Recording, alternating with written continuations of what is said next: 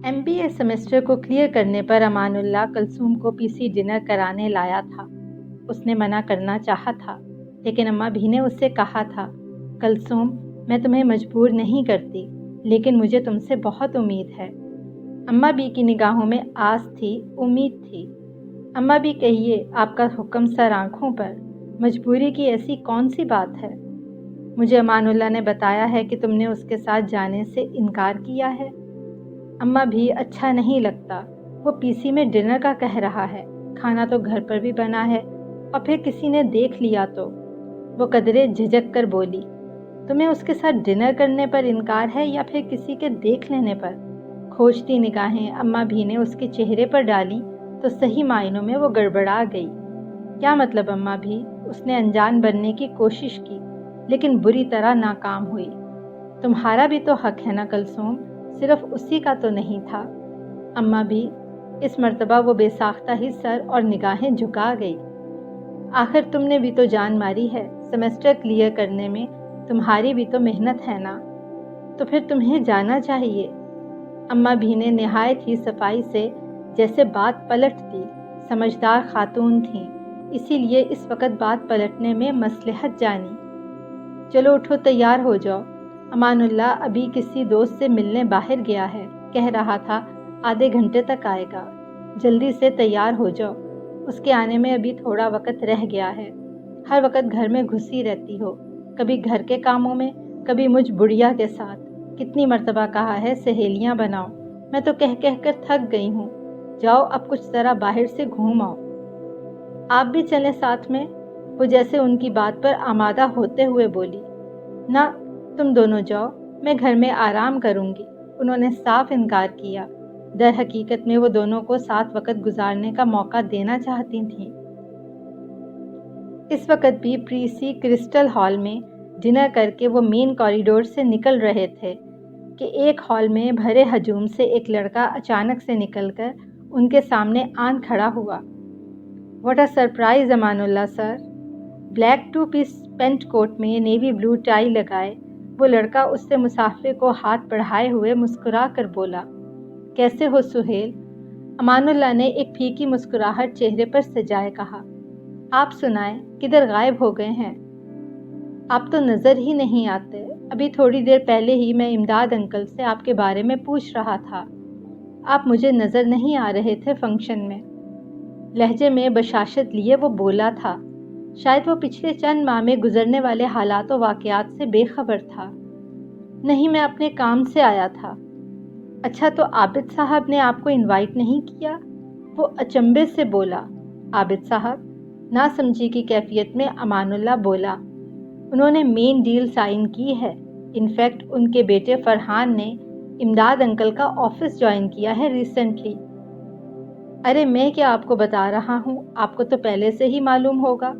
आखिर आप उनके सन इन लॉ हैं। जवाब में वो लड़का तफसील से बोला। बात समझ आने पर अमानुल्लाह बोला, हाँ बस। अच्छा सुहेल, मैं अभी थोड़ा बिजी हूँ, फिर बात होती है। जुमला मुकम्मल करते साथ ही उसने कुछ ऐसा अंदाज अपनाया कि गुफ्तगू तूल ना पकड़े। जी ओके, अच्छा लगा आपसे मिलकर। वो मुसाफा करते एक मर्तबा फिर से हजूम में गायब हो गया।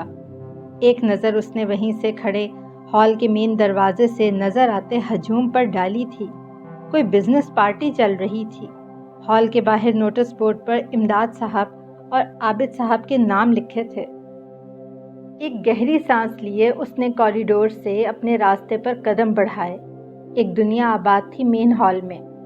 अभी ज़्यादा अरसा नहीं गुजरा था कि वो भी उसी दुनिया का हिस्सा हुआ करता था, और आज वो उस दुनिया में कहीं नज़र नहीं आ रहा था। अमानुल्लाह, घर चलें?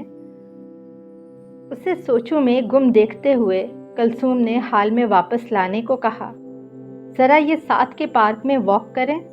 जवाब में अस्बात में कलसूम ने सर हिलाया। वो दोनों धीरे कदम उठाते पार्क में चले आए। एक बेंच पर बैठते हुए अमानुल्लाह ने पार्क पर एक सरसरी निगाह डाली। कभी मैं भी इन पार्टीज के लाइमलाइट में था। कलसूम ने उसके कहे जुमले से अंदाज़ा लगाने की कोशिश की कि वो इस वक्त क्या सोच रहा था। مجھے لگتا تھا کہ میرے بنا یہ پارٹیز ادھوری ہیں، میں نہیں تو ان پارٹیز کی گہما گہمی بھی نہیں۔ امان اللہ جیسے خود کلامی کی کیفیت میں تھا۔ کوئی بھی چیز کبھی نامکمل نہیں رہتی، ہر چیز کی تکمیل ہوتی ہے، بالآخر کلثوم بولی تھی۔ ہمیشہ کی طرح وہ اسے دکھی دیکھ کر خاموش نہیں رہ پائی تھی۔ زندگی میں بہت دیر سے سمجھ آیا کہ کوئی کسی کے لیے ضروری نہیں ہوتا۔ ہنوز لہجے میں دور پارک میں غیر مرئی نقطے پر نگاہیں جمائے ہوئے کہا، کوئی کسی کے لیے ضروری نہیں ہوتا، لیکن ہر انسان کی اپنی جگہ، اپنا مقام ہوتا ہے، کلثوم بولی تھی۔ ہر جگہ پر ہو جاتی ہے، خالی نہیں رہتی۔ میں بھی تو کسی کی خالی ہوئی جگہ پر آیا تھا، اور آج میری جگہ بھی کسی نے لے لی ہے۔ تمہیں اچھا نہیں لگا فرحان کو اپنی جگہ پر دیکھ کر؟ جینز پر رائل بلو فل بازو کی شرٹ پہنے کلثوم کو وہ نہایت افسردہ لگا۔ میں کہاں تھا؟ میں آج کہاں ہوں؟ کہیں پر بھی نہیں۔ کلثوم نے ایک نظر اسے دیکھا۔ اسے لگا تھا جیسے امان اللہ کے ارد گرد اس کی شرٹ کے رنگ کا اندھیرا ہو۔ اتنے دن سے آفس چھوڑا ہوا ہے، کسی کو تو اس پوسٹ پر کام کرنا ہے نا؟ وہ اسے کہنا چاہتی تھی لیکن کہہ نہیں پا رہی تھی۔ فرار ہر مسئلے کا حل نہیں ہوتا۔ ایک چہرہ ہٹا تو دوسرا آ گیا اس کی جگہ پر، فرق تو کچھ بھی نہ ہوا۔ وہ حقیقت کے سامنے کھڑا تھا، نہ اسے کھلے دل سے خوش آمدید کہہ رہا تھا، نہ منہ موڑ رہا تھا۔ امان اللہ جگہ کسی کی بھی خالی نہیں رہتی، یہی نظام قدرت ہے، لیکن انسان کی ڈیلنگ یاد رہتی ہے۔ اس انسان کی کمی ستاتی ہے جس نے دل سے ساتھ نبھایا ہو۔ حقیقت کو جھٹلانا انسان کے بس کی بات نہیں ہے، اور کلثوم بھی اس وقت حقیقت بیان کر رہی تھی، نا امیدی میں امید کا سرا پکڑا رہی تھی۔ وقت پر سمجھتا تو زندگی کی اتنی بری ٹھوکر نہ کھاتا، ماضی کے پچھتاوے زبان پر آئے تھے۔ وقت تو ابھی بھی نہیں گزرا، ٹھوکر کھا کر ہی تو سنبھلنے میں مزہ ہے۔ کلثوم نے امان اللہ کو زیادہ دیر پچھتاووں میں گرا نہیں رہنے دیا۔ ناسمجھی میں زندگی کے بہت سے مرحلے بڑی آسانی سے طے ہو جاتے ہیں۔ زندگی میں رزق آسان نہیں، لیکن انسان کی کم عقلی اور لاشعوری اس رزق کو آسان بنا دیتے ہیں۔ لیکن جب انسان کی سمجھ میں آنے لگے تو پھر سب کچھ اتنا آسان نہیں رہتا۔ ناسمجھی میں انسان ٹھوکر کھاتا ہے، سمجھا ہوا انسان ٹھوکر کھا کر سنبھل جاتا ہے، اگلے کا وار چال سمجھ کر کرتا ہے۔ اس کی لاجک پر امان اللہ خاموش رہ گیا تھا۔ وہ غلط نہیں کہہ رہی تھی، بس ماضی کی غلطیوں نے امان اللہ کو پریشان کیا ہوا تھا۔ فرزانہ کی وجہ سے پریشان ہو؟ کلثوم نے امان اللہ کی سوچ تک رسائی چاہی۔ میں اکیلا پریشان ہو کر کیا کروں جب اسے ہی پرواہ نہیں تھی؟ ویسے بھی وہ قصہ تو اب ختم ہو گیا۔ گھر رشتے آسانی سے نہیں بنتے، فرزانہ نے جلدی کی۔ بہت آسانی سے ٹوٹ جاتے ہیں اگر بنیاد کمزور ہو۔ اس میں برداشت نہیں تھی۔ جواب میں کلثوم خاموش رہی تھی۔ وہ غلط نہیں کہہ رہا تھا۔ اس وقت اس کی ہاں میں ہاں ملا کر اسے دکھی نہیں کرنا چاہتی تھی، سو اس نے خاموش رہنے میں ہی عافیت جانی۔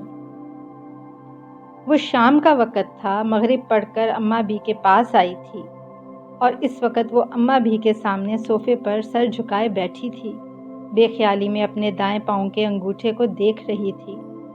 باہر بجلی زور سے چمکی تھی، بجلی کی چمک سے پل بھر کو روشنی ہوئی تھی۔ غلطی مانا ہوا انسان واپس پلٹنا چاہے تو اس کے لیے در بند نہیں کرتے۔ انہوں نے کچھ سوچتے ہوئے چہرے پر نگاہ ڈالتے ہوئے کہا۔ کلثوم جواب میں خاموش رہی تھی۔ ایک مرتبہ پھر سے بجلی چمکی، روشنی ہوئی اور اندھیرا چھا گیا۔ وہ پلٹ رہا ہے کلثوم، اس کا راستہ نہ روکو، اماں بھی نے سنجیدگی سے کہا۔ انہوں نے اس کے ہاتھ پر اپنا ہاتھ رکھا تھا۔ باہر بادل گرجے تھے۔ آپ کو لگتا ہے کہ میں اس کا راستہ روک رہی ہوں؟ ساری کشتیاں تو وہ جلا کر گیا تھا، واپسی کے سارے در تو اس نے خود سے بند کیے تھے۔ وہ خفا تھی یا شکوہ کناں؟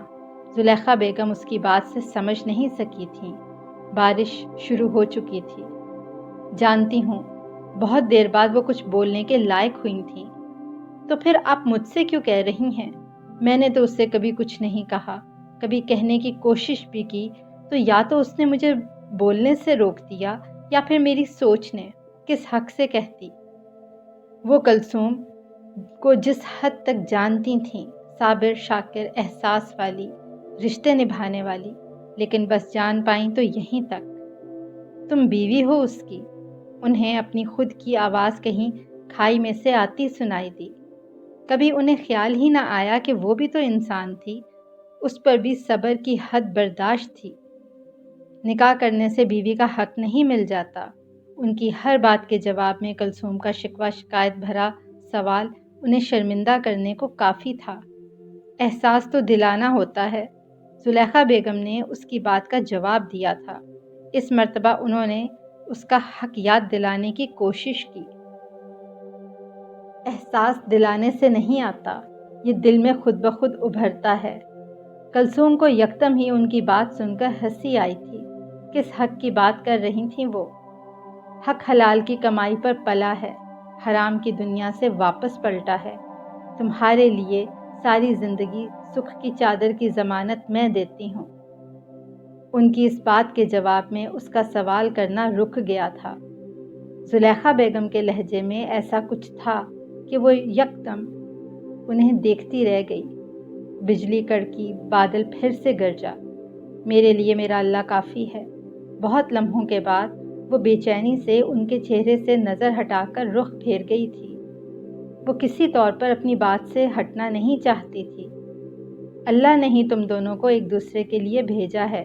بارش کے ٹپ ٹپ گرتے قطرے صحن میں شور پیدا کر رہے تھے۔ صرف عورت کو ہی زندگی گزارنے کو مرد کے سہارے کی ضرورت نہیں ہوتی، مرد کو بھی ضرورت ہوتی ہے نیک عورت کے ساتھ کی، جو دنیا میں بھٹکنے سے بچا سکے، اس کے سکون کا باعث ہو۔ سکون کے قرب کی تلاش مرد کو بھی بھری دنیا میں خوار کر دیتی ہے۔ صرف اکیلی عورت ہی دنیا میں عزت کی تلاش میں مرد کے سہارے کو نہیں ترستی۔ اب جینا سیکھ لیا ہے میں نے اکیلے۔ اس کی آواز میں آنسوں کی رمش تھی۔ ابھی تو ساری زندگی پڑی ہے کلثوم، اب کیا فائدہ، سارا وقت تو گزر گیا۔ آنسوں نے گلے میں پھندا ڈال دیا تھا۔ کلثوم کو دم گھٹتا سا محسوس ہوا۔ میں نے تمہیں آج تک کبھی اس کے خلاف بولتے نہیں دیکھا۔ میں نے جب بھی اسے برا بھلا بولا، تم نے ہمیشہ اس کی طرفداری کی ہے۔ آج یہ شکوہ کیسا؟ وہ اس مرتبہ کہے بنا نہیں رہ پائیں۔ گرم ابلتے آنسو اس کی تھوڑی سے پھسلتے گردن تک لڑکے تھے۔ آپ آج تک میری اماں بھی رہیں اور آج میری ساس بننے کی کوشش کر رہی ہیں۔ آج تو وہ ان کے سامنے شکایتوں کی پٹاری کھولے بیٹھی تھی۔ وہ صبر کی مورت انہیں اپنے بیٹے کے حوالے سے کس قدر پیاری تھی، جس کا اندازہ وہ خود سے بھی نہیں لگا سکتی تھیں۔ خوش قسمتی ہے میرے بیٹے کی، جو تم جیسی نیک عورت کا ساتھ ملا۔ زلیخا بیگم اس کا آخری شکوہ سن کر بے ساختہ ہی ہنستی کہ کلثوم بھی روتی آنکھوں سمیت مسکرا دی۔ زلیخا بیگم نے آگے ہو کر اسے اپنے سینے میں سما لیا تھا۔ بارش تھم گئی تھی۔ میرے بیٹے کے ساتھ رہنا بھی نہیں ہے اور مجھے ساس بھی کہنا ہے، زلیخا بیگم نے اسے چھیڑا۔ نہیں میں یہ نہیں، وہ ہکلائی۔ انجانے میں کیا بول گئی کہ پکڑی گئی۔ بادلوں کا اندھیرا چھٹ گیا تھا۔ میرا تو بیٹا بھی ایک ہی ہے، کوئی اور بیٹا بھی نہیں ہے۔ اماں بھی میں یہ نہیں کہہ رہی تھی۔ صحن میں بادلوں کے چھٹ جانے پر کھل کے روشنی برستی تھی۔ چھن کے کمرے کی کھڑکی سے اندر آئی۔ چلو بالفرض کوئی اور بیٹا بھی ہوتا تو تب بھی ولی امان اللہ کے نکاح میں تو رب نے تمہیں ہی لکھا تھا۔ بارش نے نہ صرف فضا کی گرد کو دھویا بلکہ دل کا بوجھل پن بھی دھل گیا۔ اماں بھی اب میں تنگ ہو رہی ہوں آپ کی باتوں سے۔ وہ واقعی ان سے بحث کر کے بری طرح پھنسی تھی۔ زلیخا بیگم خوش دلی سے ہنس دیں۔